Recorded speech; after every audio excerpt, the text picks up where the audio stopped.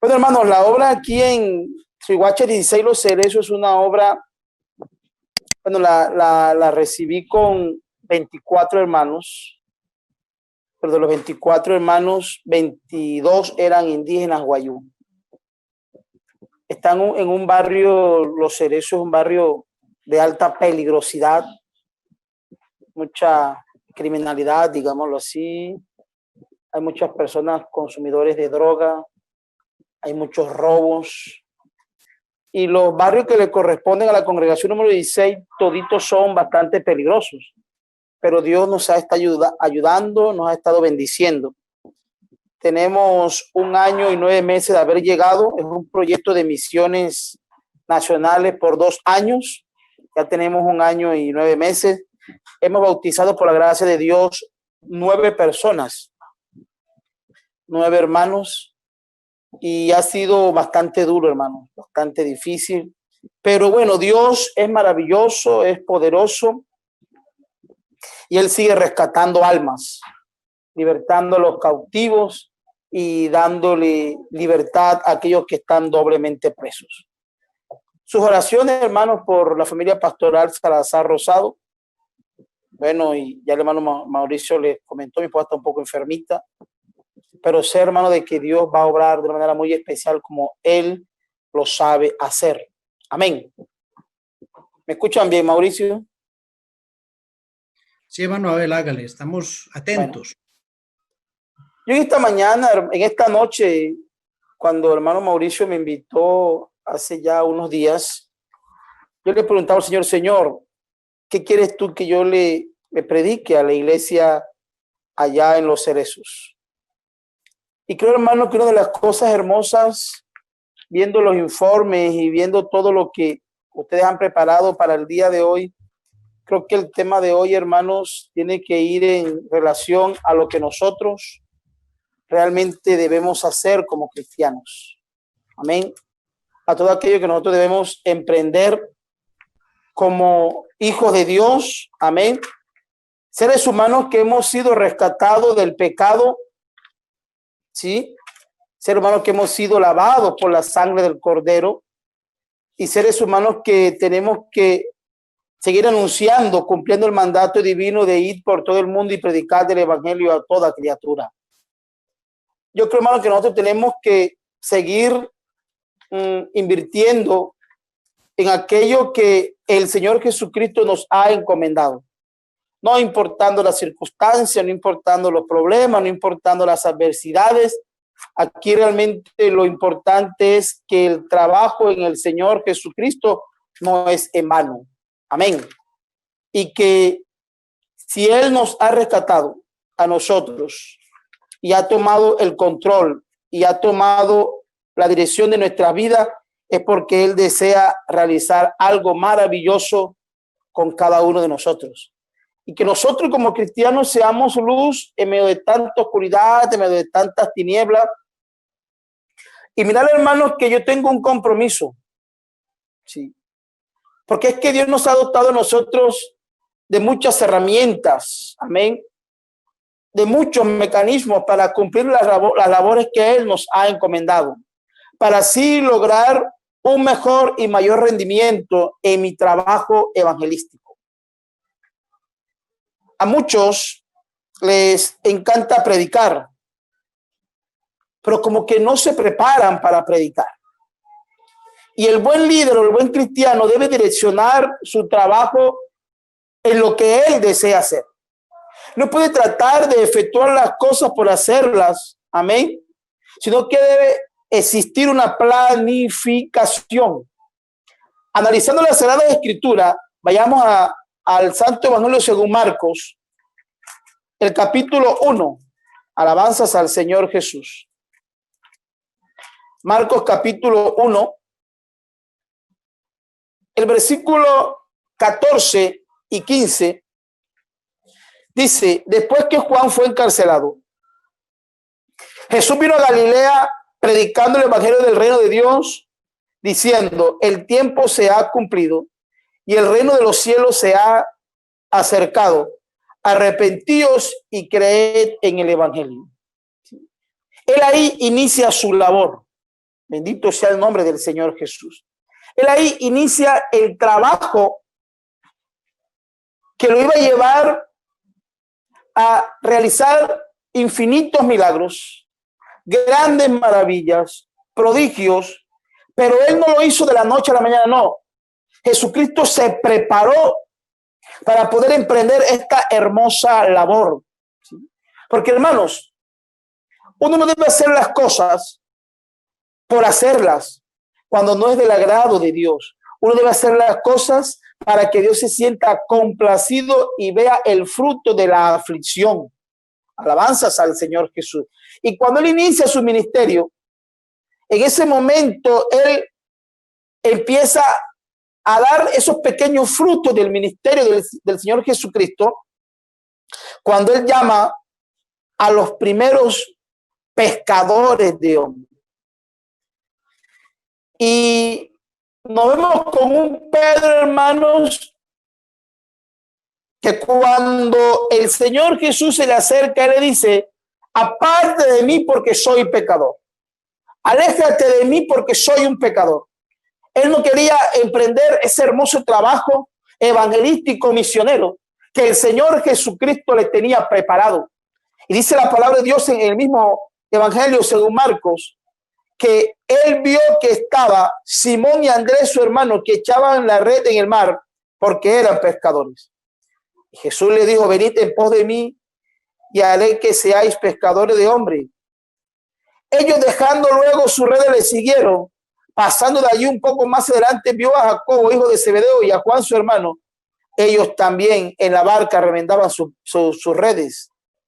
Y luego los llamó, dejando a su padre Zebedeo en la barca con los jornaleros, y le siguieron.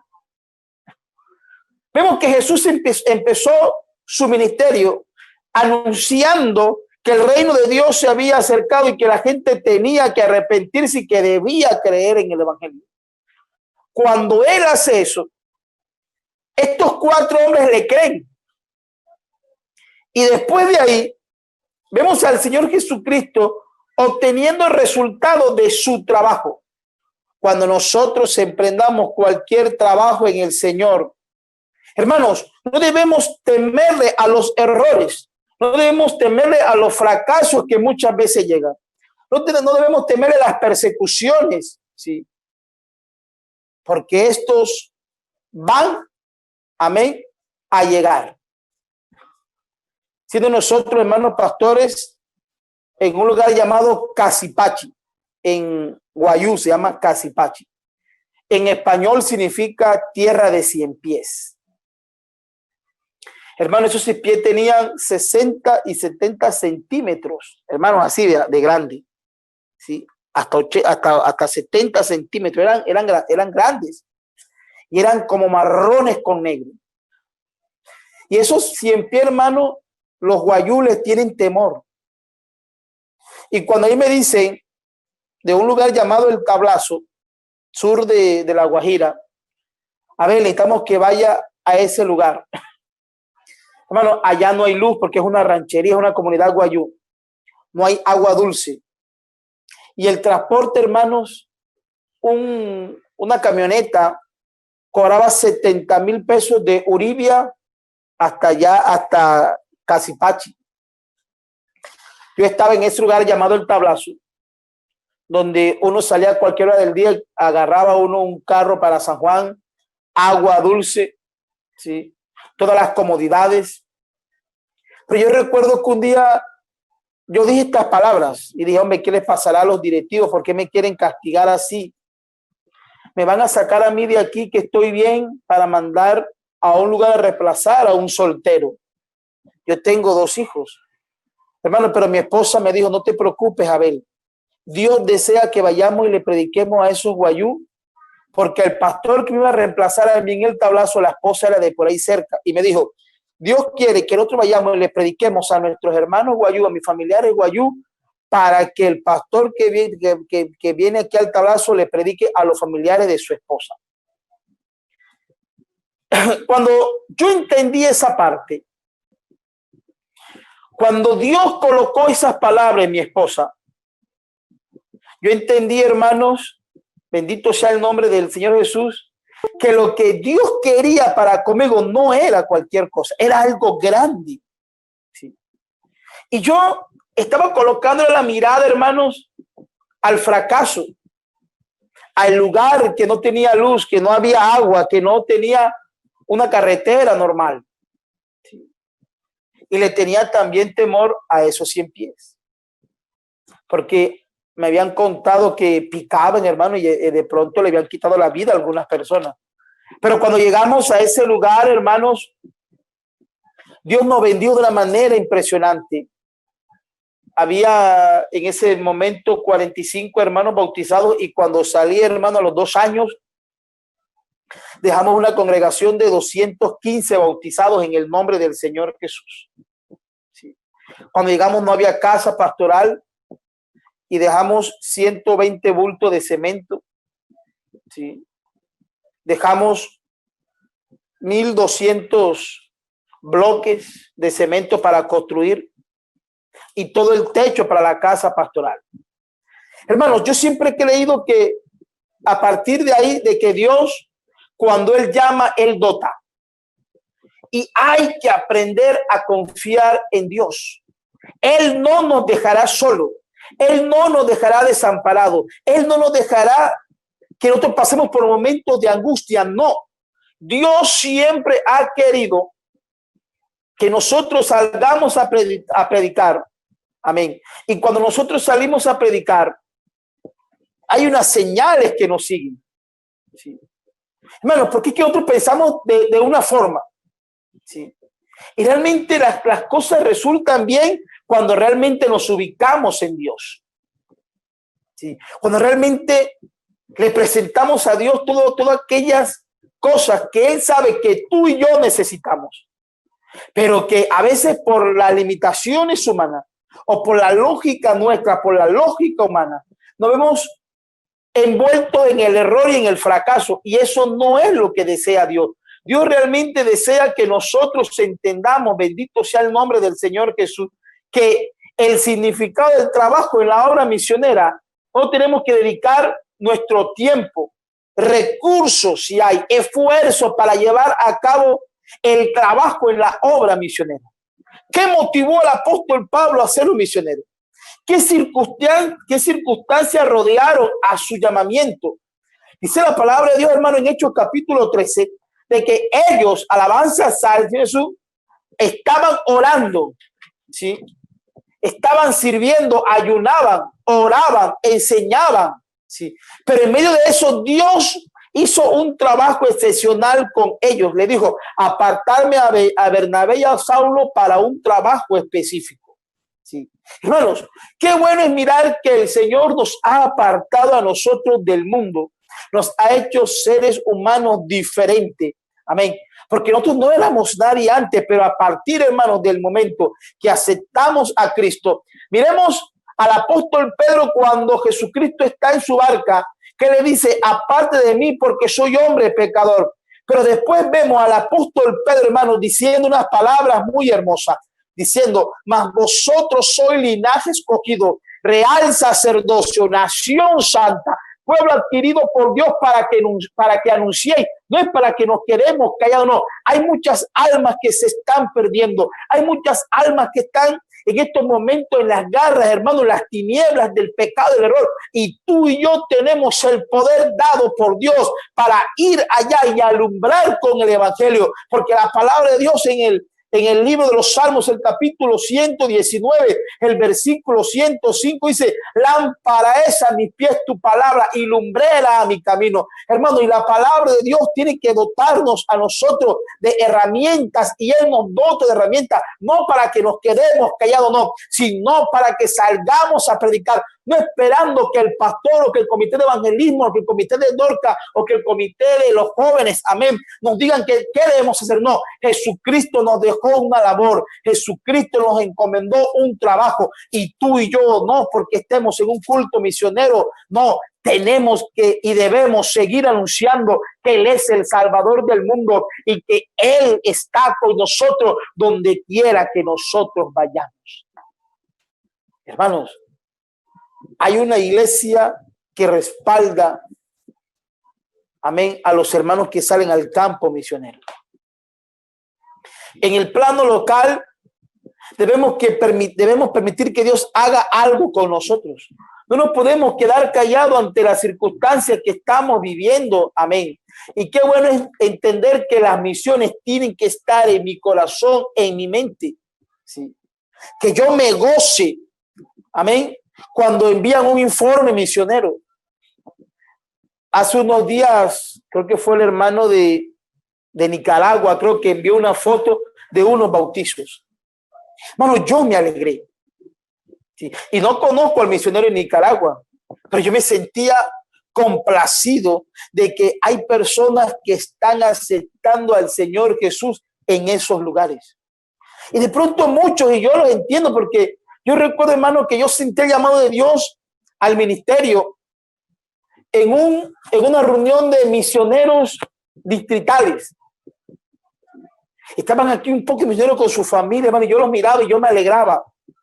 Y recuerdo, hermano, que yo estaba en la vigilancia ese día en la iglesia central de aquí de Riohacha, y el hermano empezó a llamar a aquellos jóvenes que quisieran trabajar en el campo misionero. Y el hermano, que yo me levanté y me dijo alguien: tú paras muy ocupado en la universidad, tú casi no vienes a culto, ¿sí? Tú apenas vienes los domingos, eres dominguero, ¿sí? Hermano, pero esas palabras a mí no me hicieron daño. ¿Sabes por qué? Yo no iba a culto no porque no quería, sino que yo estaba estudiando ingeniería del medio ambiente y de lunes a viernes teníamos clases, sábado y domingo salía de campo. Estaba ya en los 2 últimos semestres. ¿Sí? Y aparte de eso, era monitor de la materia matemáticas y tenía un trabajo intenso. Pero a mis compañeros de universidad yo les hablaba del poder salvador del Señor Jesucristo. ¿Sí? Hermanos, uno no convierte a las personas. Es el Espíritu Santo de Dios quien convence al pecador de su pecado. Nosotros lo que debemos hacer es cumplir el mandato divino de ir y predicar este hermoso evangelio. Cuando yo estaba arrodillado, hermanos, porque pasaron varios jóvenes, yo estaba arrodillado, yo sentí, hermano, cuando alguien colocó las manos sobre mí y dijo estas palabras: Señor, este joven tú lo conoces mejor que yo. Yo no sé quién es, pero tú me has movido a orar por él. Confirma el llamamiento que tú has colocado en él en esta hora. Porque yo estaba, el hermano decía, porque yo estaba en la plataforma y cuando él vino, tú me indujiste, me motivaste a que yo colocara las manos sobre él. Yo no lo conozco, pero tú lo conoces mejor que yo. Ese hermano hoy es pastor aquí en La Guajira, en el municipio de Albania. Se llama Manuel Herrera y somos grandes amigos. Ese día, hermano, cuando él oraba, yo empecé a llorar. Porque me habían dicho: Abel, tú sirves como pastor. Y decía: no, yo no quiero ser pastor. Yo quiero ser un hermano normal de la iglesia, que predique, que salga, pero no compromiso de pastor, porque eso es muy complicado. Hermano, pero una cosa es lo que pensamos nosotros y otra cosa es lo que desea Dios hacer con nosotros. ¿Sí? Hermanos, tenemos que mirar algo que de pronto a muchos no les agrada, pero nosotros debemos aprender a ofrendar con amor. ¿Sí? Debemos reconocer, hermano, que quien nos da a nosotros el dinero es Dios y debemos aprender a ofrendar para las misiones, aunque el misionero depende de Dios y está contento y agradecido con la provisión de Dios, nosotros podemos hacer, amén, que un nicaragüense, que un italiano, amén, que uno de República Dominicana, que un haitiano, que un venezolano, que un inglés, que un japonés, amén, que una persona de Guinea-Bissau, que una persona de Mozambique, que una persona de ¿dónde? De España, amén, que una persona de Holanda, de Suiza, amén, de Filipinas, de Costa Rica, acepte al Señor Jesucristo. ¿Por qué, hermanos?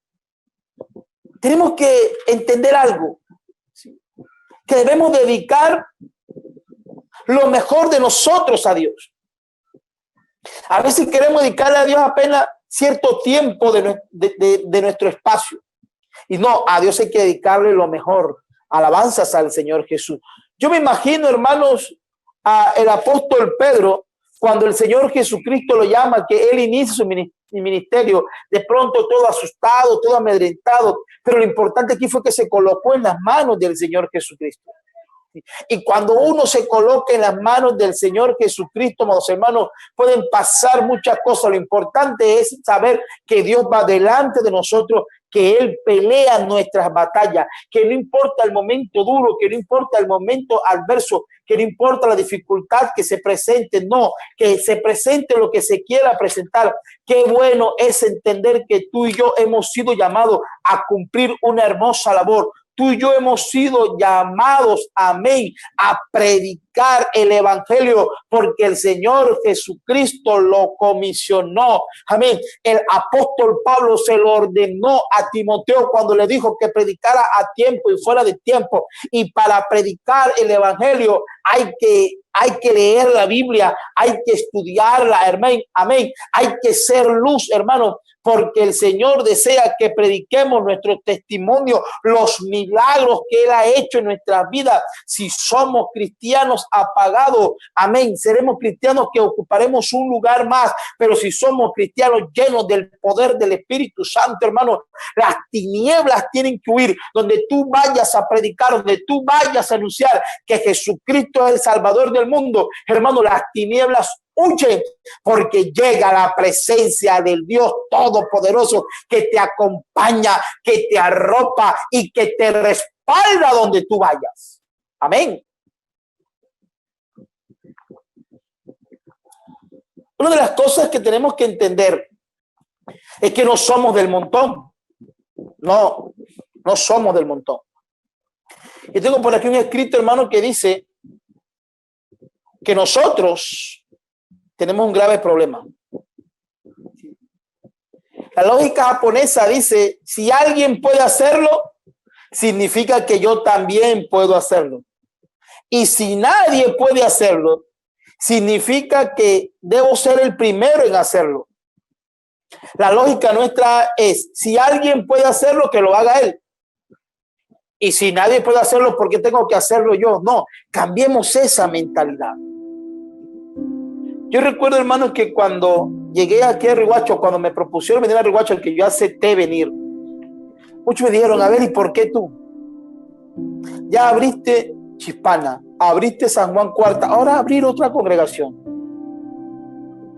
Le dije, a muchos hermanos le dije, no, lo que pasa es que Dios me mandó.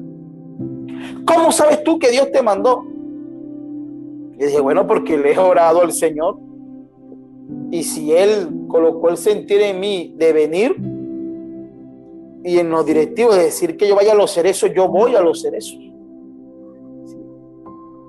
Hermanos, y apenas vine, la congregación no tiene piso, está en arena. Aunque estamos en un proyecto de conseguir una bolsa de cemento, el techo, hermano, estaba apenas a la mitad de la estructura, de la enramada que había. Había 30 sillas, hermanos, deterioradas, porque eso era una zona de una congregación. Era un lugar de predicación de la iglesia Sexta aquí en Riohacha. Y cuando yo vine, hermanos, yo estaba en San Juan, una congregación muy hermosa, 78 hermanos bautizados, una muy buena economía, un lote de predicación que estábamos ya construyendo la casa pastoral. No me la dejaron estrenar, la terminamos en septiembre, el 18 de septiembre la terminamos y el 25 de septiembre me dijeron que tenía que venir a recibir aquí y no la pude estrenar. Una economía muy estable. Aquí venía a depender de una ayuda nacional. Pero hermano, yo siempre he creído que mi deber como buen cristiano es seguir predicando a Jesucristo. No importando donde Dios nos lleve, ¿sí? No importando el lugar, por muy lindo, por muy feo, digámoslo así, que sea. No, si Dios nos llamó, Él nos respaldará. Si Dios nos sacó donde estamos, del lodo cenagoso, y nos ha hecho sentar con los príncipes de su pueblo. ¿Quién soy yo para negarme a realizar el trabajo que Dios quiere que yo específicamente haga? Mis hijos contentos venían a Riohacha, su ciudad natal, digamos así. Aquí está la familia materna. Mis padres fallecieron, ambos fallecieron. Entonces, venir aquí, hermanos, para ellos respetaba mucho por sus abuelos maternos. Mi esposo también por estar cerca de sus hermanos. Pero nos encontramos con una triste realidad, un lugar muy difícil, un lugar bastante peligroso. Pero Dios está rescatando almas, que es lo importante. Yo no tengo por qué mirar, hermanos, que las dificultades que se me han presentado ahora con la enfermedad de mi esposa, si Dios permitió que ella pasara por eso, es por algo desea enseñarnos, que dependamos más de Él. Pero nosotros debemos seguir predicando y seguir diciendo las palabras del Señor Jesucristo.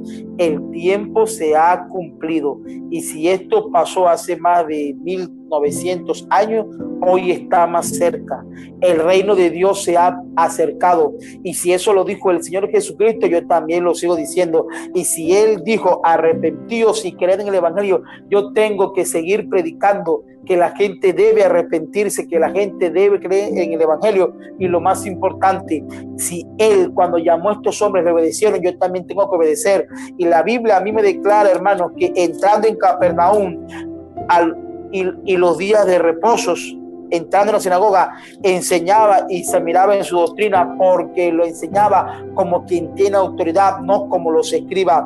Pero había en la sinagoga de ellos un hombre con espíritu inmundo que dio voces diciendo: ¿qué tienes con nosotros, Jesús Nazareno? Has venido para destruirnos. Sé quién eres, el Santo de Dios. Pero Jesús le reprendió diciendo: cállate y sal de él. Y el espíritu inmundo, sacudiéndolo con violencia y clamando a gran voz, salió de él.